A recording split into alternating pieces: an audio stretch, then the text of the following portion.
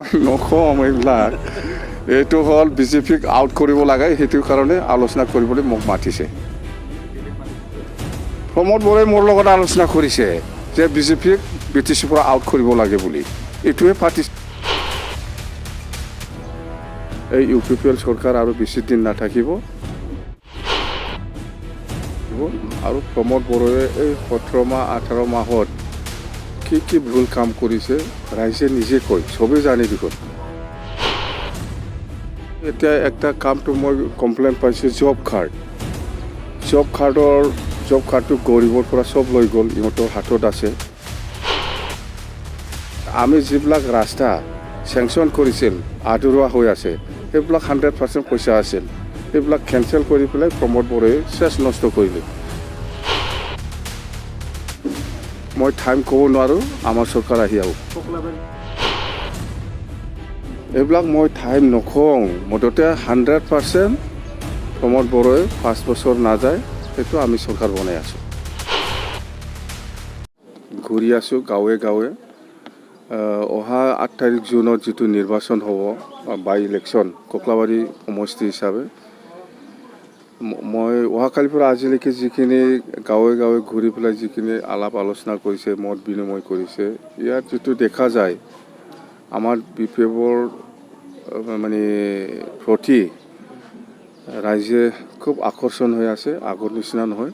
এইবাৰ ককলাবাৰী সমষ্টিত আমাৰ BPF দলে জিকিব আৰু প্ৰমোদ বৰাই এই 17 মাহ 18 মাহত কি ভুল কাম কৰিছে ৰাইজে নিজে কয়, চবেই জানে দেখোন। মই সুধিবই নালাগে। যেনিবা PMAY ঘৰৰ পৰা 1200, 700, 900, কাৰোবাৰ 1500, কাৰোবাৰ পৰা 2000 এনেকুৱা লোৱাটো যিসকলে দিব লগা হৈছে PMAY ঘৰৰ পইচা, তাৰমানে সেইটো 2011 চনত আমাৰ BTC আমাৰ শাসনত সময়ত ছাৰ্ভে হোৱা, সেইবিলাক ঘৰ এডিশ্যনেল লিষ্ট সেইবিলাক আহিছে। এতিয়া এই PMAY যিবিলাক ঘৰ পোৱা আমাৰ গৰীব শ্ৰেণীৰ ৰাইজসকল আছে, ইহঁতে এতিয়া BCDC বা প্ৰমোদ বৰাক কোনোবা 2500, কোনোবা 750, কোনোবা 1200, এনেকুৱা কোনো ছিষ্টেম নাই, মুঠতে পইচা লৈহে ঘৰটো পাইছে। আৰু এতিয়া একটা কামটো মই কমপ্লেইন পাইছোঁ, জব কাৰ্ডটো গৰীবৰ পৰা চব লৈ গ'ল, ইহঁতৰ হাতত আছে। যেতিয়া কামটো JCB ডাম্পাৰ দি চব ট্ৰেক্টৰ দি কৰি আছে, মানুহ দি কৰা নাই। যেতিয়া বিল হ'ব 2000, 2500 এজন জব কাৰ্ডৰ আণ্ডাৰত, তেতিয়া ইহঁতে ডাইৰেক্ট জবৰদস্ত কৰি পেলাই পইচাটো ওলাব দে। আৰু জব কাৰ্ড হোল্ডাৰে যদি 2000 পাব লগা আছে, ইয়াৰ ভিতৰত BCDC চেয়াৰমেন মেম্বাৰ বা কোনোবা লিডাৰসকলে এই জব হোল্ডাৰক খালি 200 বা 300 টকা দি পেলাই চব পইচাটো উঠাই লৈ যায়। ৰাইজৰ কাৰণে একো কাম কৰিব নাকি মানে আমি আজিলৈকে দেখিবলৈ পোৱা নাই। মুঠতে আমি যিবিলাক ৰাস্তা চেংচন কৰিছিল আধৰুৱা হৈ আছে, সেইবিলাক 100% পইচা আছিল, সেইবিলাক কেঞ্চেল কৰি পেলাই প্ৰমোদ বৰাই চেছ নষ্ট কৰিলে। সেইফালে এতিয়া অলপ আগত মই এটা গাঁৱৰ পৰা আহিছোঁ, বেতবাৰী, নতুন বেতবাৰী নেকি, ইয়াত এটা দলং ফুংবিলি কিবা নদীৰ নামটো কিবা আছিলে, যেন হওক আমলি চিঙা, সেই দলংটো আধৰুৱা হৈ আছে। আৰু বাঘমাৰা ইয়াতেও মানে দলংটো আধৰুৱা হৈ আছে। মুঠতে বহুত এনেকুৱা মানে আমাৰ 1000 crore যিটো BTC স্পেচিয়েল পেকেজৰ ৰাস্তা, দলং, স্কুল, কলেজ বা লাইব্ৰেৰী বা বহুত আমি বনাইছোঁ, সেইবিলাক আধৰুৱা হৈছে। বহুত স্কিম কিছুমানে ছাকচেছ হৈছে, কিছুমানে আমাৰ দিনত ফুল চেছ কৰিলে। এতিয়া দলংটো লাগে, ৰাস্তাটো লাগে, এইবিলাক মানে ইনকমপ্লিট। মুঠতে কমপ্লেইনৰ হিচাপ নাই। এই UPPL চৰকাৰ আৰু বেছি দিন নাথাকিব।